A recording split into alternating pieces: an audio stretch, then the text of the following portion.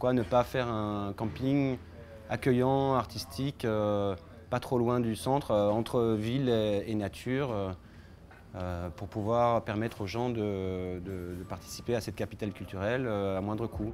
Eh bien, c'est chose faite. Depuis mai et jusqu'à fin septembre, Yes We Camp, c'est son nom, a pris place sur les quais de l'Estac, au nord de Marseille. Un camping artistique et écologique.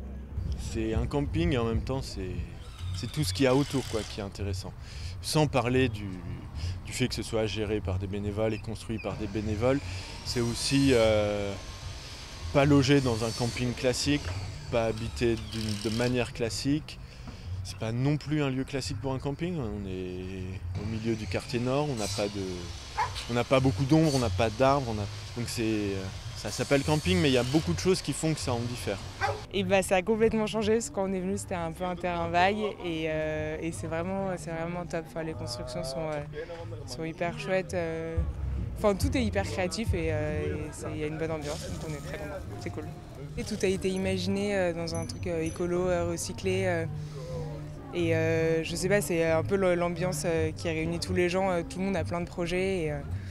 Et, je sais pas, moi c'est la première fois que je découvre un peu un lieu comme ça. Je trouve ça hyper agréable pour passer quelques jours. Et plutôt économique, 7 € la nuit en hamac, 9 pour y planter sa tente. Voilà pour un logement classique. Sinon, il existe d'autres formules plus originales.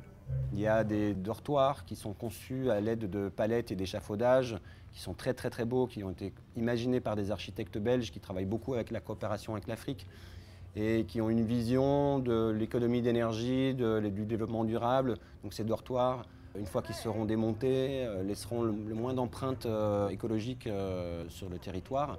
On a une maison Bulle Manval qui est donc les premières maisons en plastique conçues dans les années 60-70 qu'on rénove petit à petit. On a des caravanes qui sont relookées de l'intérieur et de l'extérieur par des artistes. Des artistes omniprésents à Yes We Camp, bénévoles, résidents, intervenants. Ils proposent différents ateliers et animations. Il y a des concerts le soir. Ouais, l'ambiance elle est bonne, le camping il est sympathique. Les gens ils sont agréables, il y a de la musique, c'est la fête, c'est très sympathique.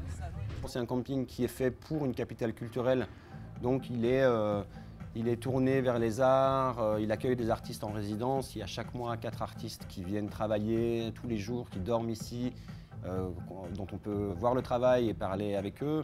On a voilà, des animations tous les mercredis, tous les jeudis, tous les vendredis, les samedis, les dimanches, avec des concerts, avec des ateliers pour enfants ou pour adultes.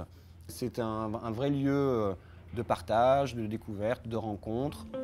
Un lieu qui ne devait être qu'éphémère, le temps d'un été, à moins que ce projet porté par Olivier Bedu et Eric Pringles ne se réinvente à l'automne.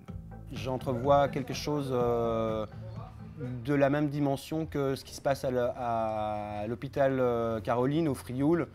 Donc possiblement un chantier de restauration et de réinsertion à travers la restauration de patrimoine de micro-architecture 20e.